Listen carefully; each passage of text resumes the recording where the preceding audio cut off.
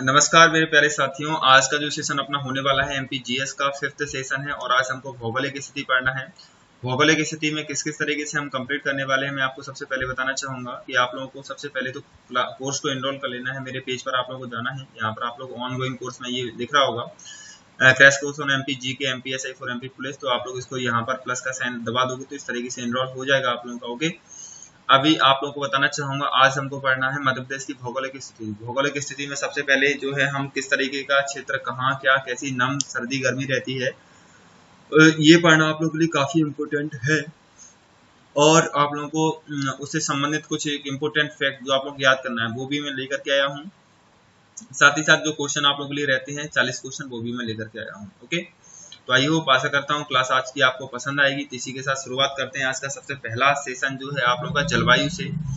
जलवायु में आप लोगों को क्या पढ़ाना है, सबसे पहले आप लोगों को नक्शे से कि जलवायु कहाँ की जलवायु कैसी है। ओके, तो द वेरी फर्स्ट आप लोगों को दिख रहा होगा उत्तर प्रदेश। ऊपर वाला जो इलाका आप लोगों को दिख रहा है यहाँ जो है आप लोगों का मालवा का पठार है। यहाँ से आप लोगों का मालवा का पठार लगता है।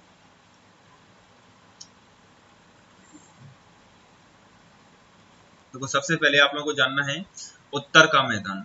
तो उत्तर के मैदान में आप लोगों का ये वाला हिस्सा आप लोगों का ऊपर ऊपर का आता है। अभी पूछा जाए उत्तर के मैदान में कौन कौन से आप लोगों के जो है क्षेत्र आते हैं, कौन कौन से जिले जो है आप लोगों के आते हैं। तो उत्तर के मैदान में सबसे पहले आप लोगों का जो है इसका क्या रहता है, यहाँ की जलवायु कैसी है हमको ये पढ़ना है।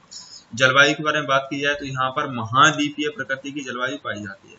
अत्यधिक गर्मी पड़ती है इस क्षेत्र में। सबसे ज्यादा गर्मी वाला इलाका आप लोगों को पता है कि हमारा ग्वालियर जो है फर्स्ट पर रहता है। अधिक गर्मी और अधिक सर्दी पड़ती है इसी क्षेत्र में प्रायद्वीपीय उत्तर भारत के मैदान में। ठीक है, राजस्थान उत्तर प्रदेश और आप लोगों का ये आप लोगों का ये मध्य प्रदेश का उत्तरी भाग, तो इसको हम उत्तर का मैदान कहते हैं। ये आप लोगों का जो लगता है यहाँ तक इसको हम कह सकते हैं विदिशा। विदिशा से तो मालवा का पठार शुरू हो जाता है। फिलहाल गुना और अशोकनगर का पोर्शन ये यहाँ पर आपको टच कर रहा है। ये जो इलाका है वो आप लोगों का गुना का है और ये जो किस तरीके से ये वाला है जो आप लोगों का अशोकनगर है। और ये यहाँ से आप लोगों का विदिशा लगना शुरू हो जाता है। ये कुछ मालवा के पठार से टच, यहाँ से आप लोगों का विदिशा का पठार शुरू हो जाता है। तो फाइनली और ये जो आप लोगों को दिए गए हैं ये सागर जिला है। यहाँ पर सागर जिला दिया गया। ये छतरपुर होगा आप लोगों का। टीकमगढ़ वाला इलाका ये आप लोगों का रहेगा। फिलहाल कल हमसे कुछ पूछ रहा था कोई कि नर्मदा घाटी के बारे में पूछ रहे थे आप लोग, शायद नर्मदा घाटी के बारे में पूछ रहे थे। विंध्याचल पर्वत श्रेणी जबलपुर में आएगी कि नहीं आएगी, तो बिल्कुल आएगी भाई। विंध्य पहाड़ी के बारे में बात कर रहे थे शायद, तो ये आप लोगों का आज मैं लेकर के आ चुका हूँ। देखिएगा, सबसे पहले उत्तर भारत के मैदान की बात की जाए तो उत्तर भारत के मैदान में सर्वाधिक सर्दी और गर्मी का इलाका है। मध्य प्रदेश का उत्तरी क्षेत्र जो है सर्वाधिक गर्मी और जो है सर्दी वाला इलाका है। उसके बाद आते हैं मालवा के पठार में। तो मालवा का पठार जो आप लोगों का यदि शुरू की जाए कौन कौन से जिले उसमें आते हैं, तो जिले तो आप लोग काफी सारे आते हैं। देखिए, शुरुआती सीमा जो आप लोगों की है यहाँ से जो है आप लोग ले सकते हैं हल्का सा, किसको उठा लीजिए, हल्का सा मंदसौर ले लीजिए। यहाँ पर जो आप लोगों को मंदसौर पड़ता है, मंदसौर रतलाम उज्जैन जो आप लोग के आते हैं, मंदसौर रतलाम उज्जैन, हल्का सा झाबुआ भी ले लें तो ठीक रहेगा, है ना। झाबुआ ले सकते हैं आसानी से, आधा, है ना। तो यहाँ झाबुआ की सीमा पड़ती है, तो यहाँ तक आप लोग इसको आसानी से ले सकते हो। इस तरीके से यदि आप लोग जाओगे ये वाला यहाँ पर जलवायु बिल्कुल सम रहती है। सम का मतलब होता है एक जैसी जलवायु। तो मालवा के पठार में जलवायु एकदम सम रहती है, एक जैसी रहती है। ना तो यहाँ पर अधिक गर्मी पड़ती है और ना ही सर्दी पड़ती है। सर्दी और गर्मी कहाँ पड़ती है सबसे ज्यादा, उत्तर भारत के मैदान में। ठीक है, यहाँ तक कोई परेशानी नहीं होना चाहिए। जस्ट ऊपर उत्तर भारत का मैदान, फिर आप लोगों क्या हो गया मालवा का पठार। अब आप लोगों का आता है नर्मदा घाटी क्षेत्र। तो यहाँ पर जो है आप लोगों का नर्मदा घाटी क्षेत्र जो आप लोगों का रहता है ये झाबुआ अलीराजपुर आप लोगों का शुरुआत होता है। यहाँ से झाबुआ अलीराजपुर की सीमा इसको यहाँ गुजरात में टच करती है ना, तो ये नर्मदा घाटी क्षेत्र ही है। यहाँ पर ना तो अत्यधिक सर्दी पड़ती है, अधिक गर्मी पड़ती है, ना सामान्य ठंड। अधिक गर्मी तो पड़ती है लेकिन सामान्य ठंड। ठीक है, और सम जलवायु वाला मध्य भारत का मध्य क्षेत्र जो मालवा का पठार और विंध्य पर्वत श्रेणी है, मध्य भारत का मध्य क्षेत्र कहलाता है। बिल्कुल ही सेंट्रोइड कहा जाए तो मध्य भारत में आप लोगों का मालवा का पठार बिल्कुल ही मध्य में आता है। हृदय प्रदेश का हृदय जो है मालवा का पठार है। ओके, यहाँ तक कोई परेशानी नहीं होना चाहिए आप लोगों को। फिर आप लोगों का जो आता है वो ये आती है विंध्य का पहाड़ी क्षेत्र। तो विंध्य का पहाड़ी क्षेत्र पूरी एमपी में सबसे बड़ा है, काफी ज्यादा मात्रा में है। कल जो आप लोगों की जबलपुर पर जो बहस हमारी चल रही थी जबलपुर को लेकर, तो जबलपुर में आपको बताना चाहूंगा विंध्य पर्वत श्रेणी में आता है। यहाँ पर जलवायु सम रहती है, ना ही अधिक गर्मी पड़ती है, ना ही अधिक ठंड पड़ती है। तो सिर्फ एमपी का उत्तरी भाग ही ऐसा है जहाँ पर अत्यधिक गर्मी और अत्यधिक सर्दी दोनों के दोनों ही पड़ते हैं, क्योंकि यहाँ का जो है जलवायु जो है महाद्वीपीय प्रकृति की रहती है। महाद्वीपीय जलवायु क्या मतलब होता है, जब आप लोगों को पता है मानसून ऐसे उठते हुए दक्षिण भारत से एंट्री लेता है, एंट्री लेने के बाद केरल यहाँ पर जो है बारिश कराता है, और बारिश के बाद मध्य भारत से ऐसा निकलता हुआ जाता है और फिर मासिम राम की पहाड़ियों में फंस जाता है। मासिम राम में 24 घंटे बारिश चलती है, आप लोगों को पता है 365x24 चलता है मासिम राम में। उसका रीजन ये है कि वहां पर 4 पहाड़ियां हैं, पहाड़ियों के बीच में जलवायु फंस जाती है, जिसके चलते वो वर्ष भर बारिश कराती है। ठीक है, तो वहां जाकर के जलवायु फंस जाती है, फिर प्रायद्वीपीय भारत से ये लौट करके आती है, तब आप लोगों के उत्तर भारत के मैदान में भी बारिश करवाती है, इसीलिए वहां पर अत्यधिक सर्दी और गर्मी दोनों की प्रकृति रहती है। ठीक है, अभी विंध्य पर्वत श्रेणी की बात की जाए तो ये बीच में जो है आप लोगों को इतना क्लियर रहना चाहिए कि विंध्य और मालवा का पठार बिल्कुल ही बीच में है आप लोगों का। तो यहाँ पर ना तो गर्मी पड़ती है और ना ही सर्दी पड़ती है, सम जलवायु है। और आप लोगों का फाइनली उत्तर में देखा जाए तो उत्तर का मैदान, दक्षिण में देखा जाए तो विंध्य पर्वत श्रेणी, पूर्व में देखा जाए तो भी विंध्य पर्वत श्रेणी है, पश्चिम में देखा जाए तो गुजरात जो टच करते हैं मालवा का पठार और नर्मदा श्रेणी जो आप लोगों का नर्मदा घाटी जो क्षेत्र है। नर्मदा घाटी क्षेत्र में आप लोगों को पता होना चाहिए कौन कौन सी जो है वो आते हैं जिले, तो मैंने आपको क्लियर कर दिया था। झाबुआ आता है आप लोगों का, झाबुआ और अलीराजपुर थोड़ा सा ले लीजिए, धार, इंदौर, देवास, होशंगाबाद। और कल जबलपुर पर बात चल रही थी, भाई जबलपुर आप लोगों का होना तो चाहिए, इसमें जबलपुर हल्का सा रहेगा, नॉट एंड कम्प्लीटली, है ना। नर्मदा घाटी क्षेत्र, जबलपुर का इलाका भी यही पड़ता है लगभग, जबलपुर से है क्या कोई? देखो इसमें जो आप लोगों का है वो सूर्य की किरणें तिरछी, तिरछी नहीं होगा, तिरछी होगा, सॉरी तिरछी नहीं है, वो तिरछी किरणें पड़ती हैं। ठीक है, 4 लाइन तिरछी जो आप लोगों की पड़ती है, तो 4 लाइन, 4th लाइन ये हो गई। तिरछी किरणें मीन्स कह सकते हैं रोटेशनल नहीं, ठीक है, वर्टिकल आप लोगों की पड़ती है।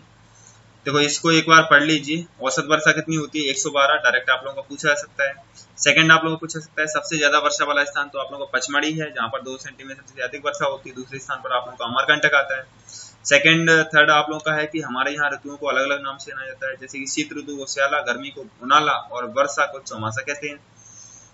मानसून जो आप लोगों का रहता है उत्तर पश्चिमी मानसून, जो लौटता हुआ मानसून जिसको हम कहते हैं, उसको मावठ की वर्षा भी कहते हैं, मावठा के नाम से जानते हैं। ठीक है, 22 दिसंबर को हमारे यहाँ तिरछी किरणें पड़ती हैं मध्य प्रदेश पर सबसे ज्यादा, और सर्वाधिक तापमान ग्वालियर में दर्ज किया गया। लेकिन पिछले 3 सालों से मीन्स कह सकते हैं 17, 18, 19 से जो आप लोगों का है गंजवासौदा विदिशा, जब आप लोग भोपाल जाओगे तो बीच में मिलता है गंजवासौदा, तो वहां पर तापमान जो सर्वाधिक दर्ज किया जा रहा है ना 47.8, वहां पर हाल ही में दर्ज किया गया।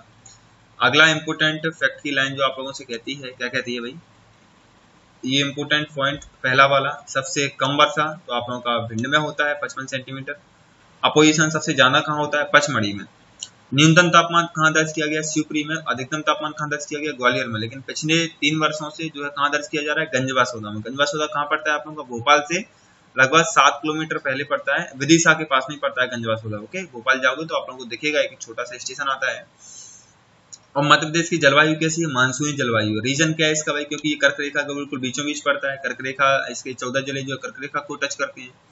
और यहाँ पर कुल वर्षा जो रहती है 100%, उसका जो है जून से सितंबर तक, मीन्स वर्षा जो आप लोगों का अभी अप्रैल चल रहा है, मई जून में नेक्स्ट 2 मंथ से जो होगा, तो जून से लेकर सितंबर तक 80 से 92% तक जो वर्षा होती है वो जून से सितंबर तक होती है। उसके बाद जो वर्षा होती है लौटते मानसून, जिसको मावठ की वर्षा भी कहते हैं, उसके दौरान होती है। मध्य प्रदेश में दक्षिण पश्चिम मानसून जो आता है वो बंगाल की खाड़ी, दक्षिण पश्चिम मानसून जो मैंने अभी आपको बताया था, दक्षिण पश्चिम मतलब लौटता मानसून जो आप लोगों का आता है बंगाल की खाड़ी और अरब सागर।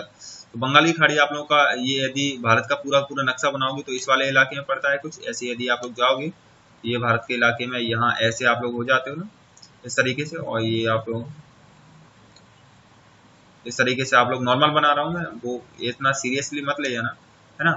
और फिर इस तरीके से आप लोग इधर बनाते हो, तो इस वाले इलाके में जो आप लोगों का बंगाल की खाड़ी पड़ती है, यहाँ आप लोग का हिंद महासागर, ओके, इधर आप लोगों का अरब सागर पड़ता है। ठीक है, इस तरीके से जो आप लोगों की अरब सागर के द्वारा जो वर्षा कराई जाती है, इसमें कोई परेशानी आप लोगों को नहीं होना चाहिए।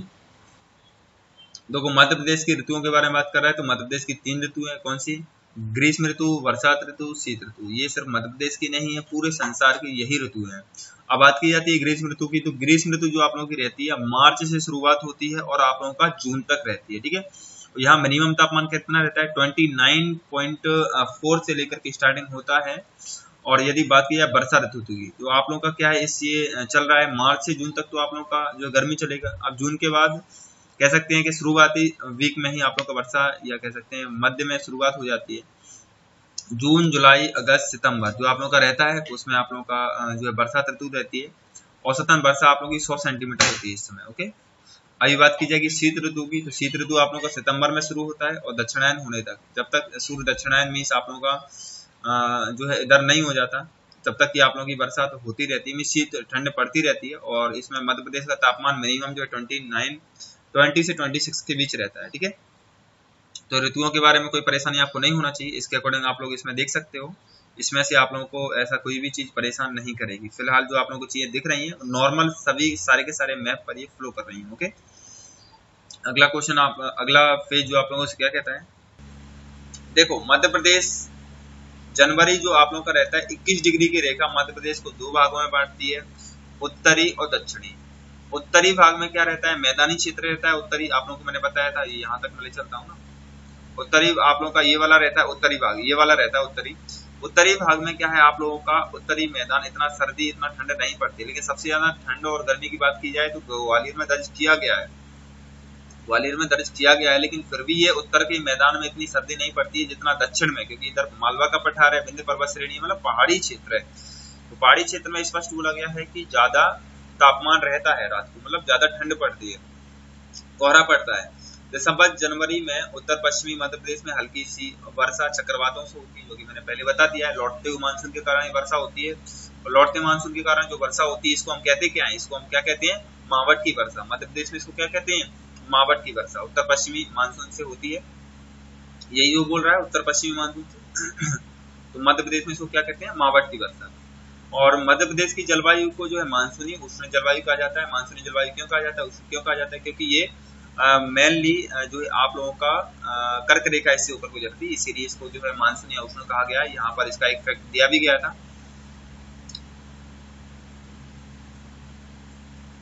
यहाँ पर दिया गया था शायद से, ये आप लोगों का भिंड मुरैना, अभी अभी मैंने इसको पढ़ाया भी था कि किस कारण से इसको मध्य प्रदेश से ये हो गया, ये हो गया। शुरुआत करते हैं आज के क्विज की ओर, क्योंकि रेगुलर आप लोगों को 30 क्वेश्चन भी करवाता हूँ। तो आज का पहला क्वेश्चन आप लोगों के सामने कुछ इस तरीके से रहेगा, सतखंडा महल किस जिले में स्थित है। तो आप लोगों को बताना है सतखंडा महल जो किस जिले में स्थित है। देखो सतखंडा महल की बात कर रहा है, तो सतखंडा महल जो आप लोगों का है वो दतिया जिले में स्थित है, और इसको राजा वीर सिंह के द्वारा बनवाया गया था। तो ये भी आप लोगों को ध्यान रखना है कि किसके द्वारा बनवाया गया। तो सतखंडा महल किसके द्वारा बनवाया गया था, राजा वीर सिंह के द्वारा, दतिया के राजा थे। ओके, जब आप लोग दतिया में घुसते ही आप लोगों को देखा जाएगा राजा का ताल भी है, और पीताम्बरा का मंदिर भी वहां पर घूमने को स्थल है। ओके, क्षेत्रफल की दृष्टि से मध्य प्रदेश का सबसे छोटा जिला कौन सा है। देखो ऑप्शन के अकॉर्डिंग फिलहाल आप लोगों का जैसे नई जनगणना में अभी नहीं आया, लेकिन अभी ऑप्शन के अकॉर्डिंग बता दीजिए। वैसे तो आपको पता है कि कौन सा नया बन गया है, लेकिन इसके अकॉर्डिंग बता दीजिए। इसमें ऑप्शन के अकॉर्डिंग आप लोगों का अलीराजपुर राइट आंसर होगा। वैसे आप लोगों का अभी वर्तमान स्थिति की बात की जाए तो निवाड़ जो है आप लोगों का क्षेत्रफल की दृष्टि से सबसे छोटा जिला है। ठीक है, मध्य प्रदेश विधानसभा के पहले जो है स्पीकर कौन थे। तो विधानसभा के पहले स्पीकर, एमपी मध्य प्रदेश की विधानसभा जो थी उसमें पहले स्पीकर कौन थे बताइए। देखो मध्य प्रदेश के विधानसभा के पहले स्पीकर की बात कर रहा है, तो इसमें आप लोगों का पंडित कुंजीलाल दुबे जो है राइट आंसर होगा। पंडित कुंजीलाल दुबे। देखो मध्य प्रदेश का गठन कब हुआ था, 1 नवंबर 1956 को हुआ था। तो 1 नवंबर 1956 से लेकर के आप लोगों का 7 मार्च 1967, तो 1956 से लेकर के आप लोगों को कब तक रहे, 1956 से लेकर के आप लोगों के कब तक रहे, 67 तक, है ना। 56 से 67 तक रहे। मेन चीज आप लोगों को ये ध्यान रखना है। उसके बाद क्या हुआ, उसके बाद ये वित्त मंत्री का पदभार इन्होंने संभाला था, तो फिर वो जो है प्रदेश के वित्त मंत्री बन गए थे 1967 में। ओके, संध्या अग्रवाल किस खेल से संबंधित है, बताइए भाई किस खेल से संबंधित है संध्या अग्रवाल जी, बारे में ही पता नहीं है। संध्या अग्रवाल की बात की जा रही है, क्रिकेट की नेशनल टीम की कैप्टन रह चुकी है संध्या अग्रवाल, ठीक है, इंडिया से। ओके, ये बात आपको ध्यान होना चाहिए था। संध्या अग्रवाल का संबंध जो है क्रिकेट से है, वो नेशनल खेल चुकी हैं और इंडियन क्रिकेट टीम की कप्तान भी रह चुकी हैं, ठीक है। मध्य प्रदेश की जीवन रेखा किस नदी को कहा जाता है, बिल्कुल इजी है, आसानी से दे सकते हो इसको। तो मध्य प्रदेश की जीवन रेखा की बात कर रहा है तो आप लोगों का नर्मदा नदी को जो है मध्य प्रदेश की जीवन रेखा कहा जाता है। तो इसमें ऑप्शन ए के साथ आप लोगों को जाना चाहिए था। मध्य प्रदेश के मोहम्मद शमीर दाद किस क्षेत्र के खिलाड़ी थे? तो बताइए भाई किस क्षेत्र के खिलाड़ी थे आप लोगों के? हॉकी, और हॉकी से इनका संबंध था। मोहम्मद शमीर दाद जो आप लोगों के हॉकी से रिलेटेड थे। मध्य प्रदेश की कौन सी नदी भारत की सबसे कम प्रदूषित नदी है? तो मध्य प्रदेश की कौन सी नदी भारत की सबसे कम प्रदूषित नदी है? तो आप लोगों का चंबल नदी है और वर्तमान में वहां पर जो है घड़ियाल संरक्षण की परियोजना चलाई जा रही है। कालिदास समारोह कहाँ मनाया जाता है? बताइए भाई कालिदास समारोह कहाँ मनाया जाता है? तो कालिदास समारोह की बात कर रहा है तो कालिदास समारोह जो है आप लोगों का उज्जैन में मनाया जाता है। कालिदास समारोह जो आप लोगों का है 1915 से शुरुआत की थी। एक पद्म भूषण विजेता जो है पंडित सूर्य नारायण के द्वारा इसकी शुरुआत की गई थी। 1958 में इसकी शुरुआत की गई थी। ठीक है, तो आप लोगों को दो चीजें यहाँ से ध्यान रखना है कि कालिदास समारोह एक तो उज्जैन में मनाया जाता है, सेकंड इसकी शुरुआत 1958 में की गई थी। इसके द्वारा सूर्य नारायण व्यास के द्वारा। ये कालिदास जो है भारत के प्रसिद्ध कवियों में से एक थे। इनको भारत का शेक्सपियर भी कहा जाता है। कभी बार पूछा जा चुका है कि भारत का शेक्सपियर किसे कहा जाता है? तो भारत के शेक्सपियर की यदि बात की जाएगा तो कालिदास को कहा जाता है। तो इसके हिसाब से आप लोगों का ये वाला भी राइट आंसर हो जाएगा। तो ये यहाँ पर याद यही चीजें रखना है कि कहाँ मनाया जाता है, उज्जैन में। किसने शुरुआत किया था? तो इसकी शुरुआत जो आप लोगों की थी वो सूर्य नारायण व्यास ने 1958 में जो है इसकी शुरुआत की थी। तो इसी वाला इसमें आप लोग का राइट आंसर होगा। प्रादेशिक वित्त आयोग का वर्णन कौन भारतीय संविधान के किस अनुच्छेद में है? भारतीय संविधान के किस अनुच्छेद में प्रादेशिक वित्त आयोग का वर्णन? तो बताइए भाई जो है किस में है इसका वर्णन? तो वित्त आयोग की बात कर रहा है तो वित्त आयोग आप लोगों का जो है सी वाले के साथ जाना था। आप लोगों को 243 आई अनुच्छेद 243 आई में जो है इसका वर्णन किया गया है। ओके, इसमें आप लोग कोई परेशानी वाली बात नहीं होना चाहिए था। अगले क्वेश्चन की चलते हैं। क्या कहता है आप लोगों से अगला क्वेश्चन?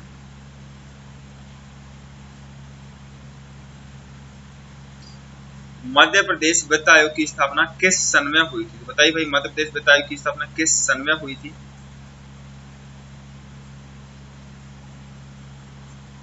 इससे पहले क्वेश्चन ये रह गया था वित्त आयोग का पहला कार्यकाल कब जो है इसकी स्टार्टिंग की गई थी? पहले ये बताइए कब से स्टार्टिंग की गई थी। तो वित्त आयोग की बात कर रहा है तो वित्त आयोग के बारे में शायद आपको कोई जानकारी नहीं, इसीलिए इसकी गलत कर रहे हो आप लोग। वित्त आयोग जो है पहला इसकी 1996 से इसकी शुरुआत की गई थी और पहली जो इसकी कार्यकाल का शुरुआत की गई थी मतलब पहला कार्यकाल 1 अप्रैल से 31 मार्च मतलब 1 अप्रैल 1996 से जो 31 मार्च 2001 तक जो है चला गया था। तो ऑप्शन सी के तहत में आप लोगों को जो है जाना चाहिए था। अगला क्वेश्चन जो आप लोगों से कहता है कि वित्त आयोग की स्थापना कब हुई थी? भाई इसको तो आप लोग सही बता सकते हो ना।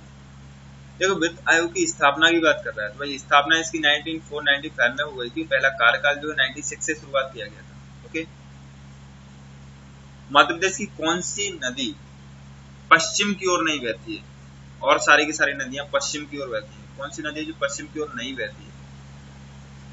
तो मध्य प्रदेश की कौन सी नदी पश्चिम की ओर नहीं बहती? तो ये आप लोगों की चंबल की नदी जो है पश्चिम की ओर नहीं बहती है। बाकायदा माही, ताप्ती, नर्मदा तीनों की तीनों जो है पश्चिम की ओर बहती है। ओके,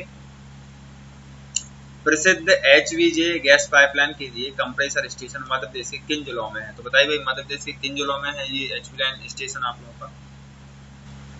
तो प्रसिद्ध HVJ गैस पाइपलाइन जो आप लोगों की थी कंप्रेसर स्टेशन मध्य प्रदेश के जो है सागर और भोपाल में है और मेन जंक्शन की बात करें तो भोपाल में इसका। ओके, ये जो HVJ का फुल फॉर्म है वो आप लोगों का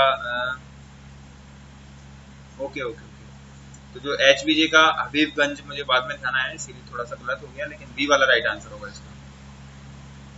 किस मध्य प्रदेश के लेखक ने विकलांग श्रद्धा के दौर के लिए साहित्यिक अकादमी पुरस्कार जीता? तो बताइए भाई किस लेखक ने ये पुरस्कार जीता है विकलांग श्रद्धा का दौर? विकलांग श्रद्धा का दौर जो आप लोगों की किताब है वो हरिशंकर परसाई जी की है। इसके लिए इनको साहित्य अकादमी पुरस्कार दिया गया था। तो पहले तो यहाँ से दो क्वेश्चन तैयार होते हैं हमारे कि विकलांग श्रद्धा का दौर किसकी पुस्तक है? तो हरिशंकर परसाई जी की है। सेकंड आप लोगों का जो है साहित्य अकादमी पुरस्कार जो है विकलांगता श्रद्धा का दौर, इस तरीके के जो आप लोगों का वो उनका लेख का नाम था। तो हरिशंकर परसाई जी को साहित्य अकादमी पुरस्कार इसके लिए मिला था। ठिठुरता हुआ गणतंत्र के लेखक कौन है? बताइए भाई, ठिठुरता हुआ गणतंत्र के लेखक कौन है? तो हरिशंकर परसाई इसमें आप लोगों का बिल्कुल क्लियर आंसर है। हरिशंकर परसाई जो है बहुत ही महान लेखक थे। ठिठुरता हुआ गणतंत्र के लेखक जो हरिशंकर परसाई जी ही थे। उज्जैन शहर किस नदी पर बसा हुआ है? बताइए भाई, कौन सी नदी पर बसा हुआ है? उज्जैन शहर की बात कर रहा है तो भाई शिप्रा नदी पर जो है बना हुआ है, बसा हुआ है। और उज्जैन जो है मध्य प्रदेश के कहाँ स्थित है? शिप्रा नदी मध्य प्रदेश के धार जिले के विंध्य श्रेणी से शुरू होती है। मैं बोल रहा हूँ उज्जैन। शिप्रा नदी की बात करें तो ये कहाँ से शुरू होती है? तो ये आप लोगों का धार जिले की विंध्य श्रेणी जो आप लोगों की पड़ती है ना, विंध्य श्रेणी आप लोगों ने देखा होगा। विंध्य श्रेणी अब आप लोगों को दिखाऊंगा, ऑन ड्यूटी था, कोई बात नहीं। फिलहाल आप लोगों को शिप्रा लगाना है। और किस नदी पर था? शिप्रा नदी पर।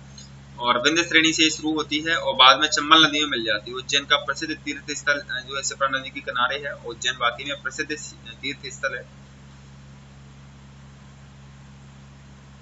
मध्य प्रदेश में निम्न में से किसने पार्लियामेंट अवार्ड नहीं जीता है? तो बताइए भाई, किसने अवार्ड नहीं जीता है?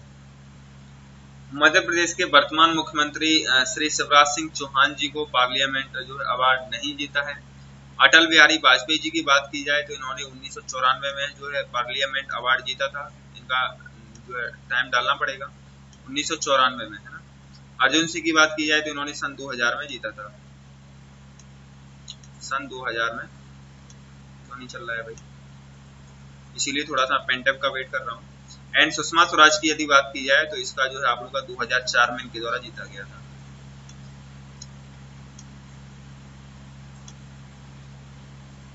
ओके। पुष्प की अभिलाषा के लेखक कौन है? तो बताइए भाई, पुष्प की अभिलाषा के लेखक कौन है? आपको भी पता है भाई पुष्प की अभिलाषा के लेखक कौन है? तो ये हमारे माखनलाल चतुर्वेदी, जिनके आगे पंडित भी लगता है, तो पंडित माखनलाल चतुर्वेदी जी जो है इसके लेखक हैं। वो एक महान नाटककार थे, मतलब बहुत सारे नाटक इनके द्वारा लिखे गए हैं। और छायावादी के कवि और लेखक थे। तो छायावाद और प्रगतिवाद के कवि भी आप लोगों को पूछ लिए जाते हैं, लेखक पूछ लिए जाते हैं। तो सबसे पहले इसको ध्यान रखना है कि माखनलाल चतुर्वेदी आप लोगों की छायावादी कवि थे, तो इसको आप लोग लिख लीजिए। छायावादी प्रकृति के लेखक थे और इन्होंने स्वतंत्रता संग्राम में भी काफी महत्वपूर्ण योगदान दिया, पंडित माखनलाल चतुर्वेदी जी। पुष्प की अभिलाषा एक जो पाठ्य पुस्तक में पहले पाठ पर ही आती थी, काफी बार पढ़ी है मैंने इसको, है ना। पथिक वाला चैप्टर है, मैंने भी इसको पढ़ा है। अच्छा, ये इसके लेखक आप लोगों को पता चल गया भाई, लेखक कौन है। भेड़ाघाट नामक स्थल किस जिले में स्थित है? तो बताइए भाई, किस जिले में आता है? भाई भेड़ाघाट की बात कर रहा है तो ये आप लोगों का जबलपुर जिले में स्थित है। जबलपुर से लगभग 20 किलोमीटर की दूरी पर स्थित है। यहाँ पर धुआंधार जलप्रपात और 64 योगिनी मंदिर भी यहाँ पर जो है आप लोगों का बना हुआ है। संगमरमर के पत्थर के जो है नीचे काफी सारा, मतलब वहाँ का पत्थर जो है सफेद है, इसीलिए वहाँ पर धुआंधार जलप्रपात का मतलब सफेद दिखता है, बिल्कुल पूरा पानी, है ना। इसीलिए वहाँ पर धुआंधार जलप्रपात का भी निर्माण होता है फिलहाल। ओके। मध्य प्रदेश का सबसे ऊंचा बांध कौन सा है? बताइए एमपी का सबसे ऊंचा बांध कौन सा है? मध्य प्रदेश का सबसे ऊंचा बांध जो आप लोगों का है तो कौन सा है भाई? इंदिरा सागर बांध। इसकी ऊंचाई की बात की जाएगी तो जो आप लोगों का 92 मीटर ऊंचा है। कितना? 92 मीटर। आप लोगों को ये इसकी हाइट जरूर ध्यान रखना है कि ऊंचाई कितनी है। तो ये आप लोगों को ऊंचाई कभी भी पूछ सकता है कि मध्य प्रदेश का सबसे ऊंचा बांध तो इंदिरा सागर बांध, और इसकी ऊंचाई कितनी है भाई? 92 मीटर। ओके। मध्य प्रदेश का हांडी खोह नामक खाई किस जगह पर स्थित है? तो बताइए भाई, हांडी खोह नामक खाई जो कहाँ पर स्थित है? हांडी खोह नामक जो खाई है वो पचमढ़ी में स्थित है। मैंने हिंट भी किया था कि मध्य प्रदेश का एकमात्र हिल स्टेशन भी स्थित है वहां पर, तो भाई वो पचमढ़ी ही था आपका। 300 मीटर ऊंचे पहाड़ों के बीच है और एक लंबी खाई है। यह होशंगाबाद जिले के पचमढ़ी में स्थित है। पचमढ़ी आप लोगों को किस जिले में पड़ता है? होशंगाबाद जिले में पड़ता है। ये भी आप लोगों का क्लियर होना चाहिए था। सबसे लंबा बांध कौन सा है ये भी आपको बता दीजिए तो बेटर रहेगा। बताइए सबसे लंबा बांध कौन सा है एमपी का? तो सबसे लंबा बांध जो आप लोगों का है वो बारगी सागर आप लोगों का बांध है। और इसकी लंबाई की बात की जाए तो 5357 मतलब 5357 मीटर इसकी लंबाई है। ओके। इसकी और सबसे प्राचीन बांध कौन सा है? कोई बता सकता है सबसे प्राचीन बांध कौन सा है? तो वो है आप लोगों का वान सागर। और इसकी बात की जाएगी कि ये कितना लंबा है, तो वान सागर जो आप लोगों का है वो 10-20 मीटर लंबा है। 10-20 मीटर लंबा है। थोड़ा सा स्लिप हो रहा है। गांधी सागर बांध की बात की जाए तो ये 663 मीटर लंबा है। इंदिरा सागर 653। ओके, अगले क्वेश्चन की ओर चलते हैं। क्या कहता है, मणिखेड़ा बांध किस नदी पर स्थित है? बताइए भाई किस नदी पर स्थित है? मणिखेड़ा बांध की बात कर रहा है तो ये चंबल नदी पर स्थित है भाई। चंबल नहीं, सॉरी, सिंध नदी पर स्थित है ये, क्योंकि तो हमारे आसपास ही पड़ता है और मध्य प्रदेश के शिवपुरी जिले में स्थित है और 60 मेगावाट का प्रोजेक्ट है। सिंध नदी पर, इसमें आप लोग का राइट आंसर होगा सिंध वाला, है ना, सिंध वाला इसमें राइट आंसर होगा। इस यहाँ पर जो है लाइट भी बनाई जाती है, 60 मेगावाट की परियोजना है, 60 मेगावाट भी ठीक है। ओके, MW थोड़ा सा पेंटेप नहीं है तो थोड़ा सा मैनेज अभी करना पड़ेगा। 2011 की जनगणना के अनुसार मध्य प्रदेश का लिंगानुपात कितना है? भाई लिंगानुपात आप लोग जानते हो, प्रति 1000 पुरुषों पर महिलाओं की संख्या को क्या कहते हैं? लिंगानुपात। तो बताइए मध्य प्रदेश का कितना है लिंगानुपात? 2011 की जनगणना के अनुसार मध्य प्रदेश का लिंगानुपात 931 है। मतलब 1000 पुरुषों पर 69 औरतों की संख्या कम है। ये बड़ी ही चिंतित स्थिति है, लेकिन इसको मैनेज किया जाए जल्दी ही। क्षेत्रफल के आधार पर मध्य प्रदेश का सबसे बड़ा जिला कौन सा है? बताइए भाई सबसे बड़ा जिला कौन सा है? तो क्षेत्रफल के आधार पर मध्य प्रदेश का सबसे बड़ा जिला जो आप लोगों का होना था वो छिंदवाड़ा होना है। जिला पूछ रहा है, ठीक है। सबसे ऊंची चोटी कौन सी है? मध्य प्रदेश की सबसे ऊंची चोटी कौन सी है? सभी ने सही दिया है कि मध्य प्रदेश की सबसे ऊंची चोटी जो है धूपगढ़ है, तो ये आप लोगों को ध्यान रखना था। अभी बात की जाए यदि गुरु शिखर की, तो गुरु शिखर जो आप लोगों का है, जैसे काल सुबाई की बात करते हैं पहले, मध्य प्रदेश की सबसे ऊंची चोटी हो गई, लेकिन काल सुबाई की बात करें तो ये महाराष्ट्र की सबसे ऊंची चोटी है, तो महाराष्ट्र यहाँ पर डाल लीजिए, आप लोगों को ध्यान रहेगा। ओके, ये बात आपको ध्यान रखना है कि धूपगढ़ जो है आप लोगों की MP की है, गुरु शिखर आप लोगों की राजस्थान की है और पार्श्वनाथ आप लोगों की झारखंड की है और काल सुबाई जो आप लोगों की है वो कहाँ की है? महाराष्ट्र की। ओके, तो आई थिंक कोई परेशानी यहाँ तक नहीं होना चाहिए। Any problem? खजुराहो के मंदिर किस वंश से संबंधित है? बताइए भाई खजुराहो के मंदिर किस वंश से संबंधित है? तो खजुराहो के मंदिर जो आप लोगों के हैं वो संबंधित है चंदेल राजवंश से, और ये जो है 950 से लेकर 1050 ईस्वी तक इनका निर्माण किया गया था। चंदेल राजाओं ने इनका निर्माण करवाया था और खजुराहो के मंदिर हिंदू और जैन मंदिर है वहां पर, ये आपको पता होना चाहिए। इसका निर्माण 950 से आप लोगों का तब हुआ था 1050। ओके,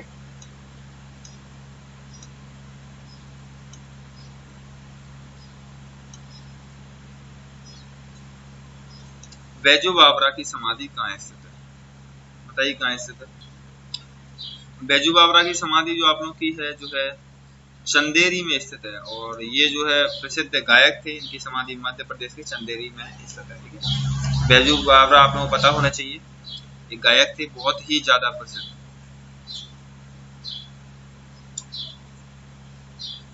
खरबूजा महल किस जिले में स्थित है? खरबूजा महल जो आप लोगों का है धार जिले में स्थित है। यह 16वीं सदी का एक ऐतिहासिक महल है, 16th सेंचुरी में इसको बनवाया गया था। इसकी आकृति जो है खरबूजा की आकृति की जैसी, इसीलिए इसे खरबूजा महल कहा गया है। कहाँ स्थित है? धार जिले में। और कब बनवाया गया था? 16वीं शताब्दी में इसको बनवाया गया था। आदमगढ़ की पहाड़ियां मध्य प्रदेश के किस जिले में स्थित है? बताइए भाई किस जिले में स्थित है आदमगढ़ की पहाड़ियां? आदमगढ़ की पहाड़ियां मध्य प्रदेश के होशंगाबाद जिले में स्थित है, ये आप लोगों को पता होना चाहिए। फाइनली डी आप लोगों का राइट आंसर होगा। इसी के साथ जो है आज की क्लास के जो इम्पोर्टेंट MCQs आप लोगों के थे वो राइट आंसर होगा। मींस राइट आंसर का मतलब यहाँ तक आप लोगों की क्लास जो है कंप्लीट हो जाती है। एंड आई होप आशा करता हूँ आप लोगों को आज की क्लास जो है सेशन काफी पसंद आया होगा। एक बार और पूरी क्लास का रिवीजन जो है हम कर लेते हैं। सर्दी होती है तो ये मालवा का पठार हो गया। फिर मैंने आपको बताई विंध्य पर्वत श्रेणी, तो यहाँ पर भी समजलवायु होती है। फिर मैंने आपको बताया नर्मदाई घाटी क्षेत्र, तो यहाँ पर अधिक गर्मी होती है, ठंड अधिक नहीं होती है घाटी क्षेत्र में। ठीक है, ठीक है भाई। अब मैंने आप लोगों को कुछ इंपोर्टेंट फैक्ट बताए थे इससे रिलेटेड। तो सबसे पहला फैक्ट आपको बताया था कि औसत वर्षा कितनी होती है? 112 सेंटीमीटर, याद कर लीजिए इसको। सबसे अधिक वर्षा वाला क्षेत्र आप लोगों का पचमढ़ी है, यहाँ पर वर्षा जो है 200 सेंटीमीटर से अधिक रहती है, रट लीजिए इसको। उसके बाद मध्य प्रदेश में ऋतुओं को अलग अलग नाम से जाना जाता है, जैसे कि यदि ग्रीष्म ऋतु होती है तो उसको उनाला, शीत ऋतु होती है तो इसको सियाला, वर्षा ऋतु है तो उसको चौमासा, और लौटता हुआ मानसून जो रहता है ना उत्तर पश्चिम मानसून, इसको मावट की वर्षा के नाम से जानते हैं। मध्य प्रदेश में 22 दिसंबर को बिल्कुल तिरछी किरणें पड़ती हैं सूर्य की। और सर्वाधिक तापमान की बात की जाए तो ग्वालियर में दर्ज किया गया, लेकिन पिछले 3 वर्षों से 17, 18, 19 से ऐसा देखा जा रहा है कि गंजबासोदा जो विदिशा के पास में पड़ता है वहां पर तापमान अधिक दर्ज किया गया। उसके बाद मैंने आपको बताया था कि सबसे कम वर्षा कहाँ होती है, भिंड में, और सबसे अधिक कहाँ होती है, पचमढ़ी में। न्यूनतम तापमान कहाँ दर्ज किया गया, शिवपुरी में। अधिकतम कहाँ किया गया, गंजबासौदा में। पिछले 3 ईयर से वैसे रिकॉर्डेड देखा जाए तो ग्वालियर इसमें आप लोगों का राइट आंसर होना चाहिए। उसके बाद आप लोगों को बताया था मैंने कि जलवायु मानसूनी है मध्य प्रदेश की। इसका रीजन ये है क्योंकि कर्क रेखा के लगभग बीचों बीच गुजरती है, इसीलिए इसकी जलवायु कैसी, मानसूनी है। अधिकांश वर्षा जो जून से सितंबर के बीच होती है, और जो बची खुची रहती है जून से सितंबर के बीच 80 to 90% हो जाता है। 10% जो आप लोगों को बनता है वो लौटती हुई मानसूनी वर्षा होती है, जिसको मावट की वर्षा कहते हैं, उसके चलते ही आप लोगों की होती है। देन आप लोगों का दक्षिण पश्चिम मानसून आता है तो बंगाल की खाड़ी और अरब सागर से उठता है। मैंने आपको बताया था बंगाल की खाड़ी यहाँ पर स्थित है, ये आप लोगों का हिंद महासागर पड़ता है, अरब सागर यहाँ पड़ता है, ठीक है। इसी के साथ मध्य प्रदेश की ऋतुओं के बारे में बताया था। 3 ऋतु है, ग्रीष्म, शीत और वर्षा ऋतु। ग्रीष्म ऋतु आप लोगों को बताया था कि जो है जून से शुरू रहती है, जून के मध्य तक, जो है मध्य तक रहती है। उसके बाद जून के मध्य से बरसात प्रारंभ हो जाती है, और ये जो आप लोग 4 माह है सितंबर तक रहती है। 100 सेंटीमीटर से अधिक वर्षा हमारे मध्य प्रदेश में नॉर्मली होती है। और मध्य प्रदेश का मासिम राम किसे कहा जाता है, तो पचमढ़ी को कहा जाता है। ये भी आप लोगों से कभी कभार क्वेश्चन पूछा जा सकता है, ठीक है। और ये, हाँ, यही चीजें बताई थी बस इम्पोर्टेंट फैक्ट के रूप में।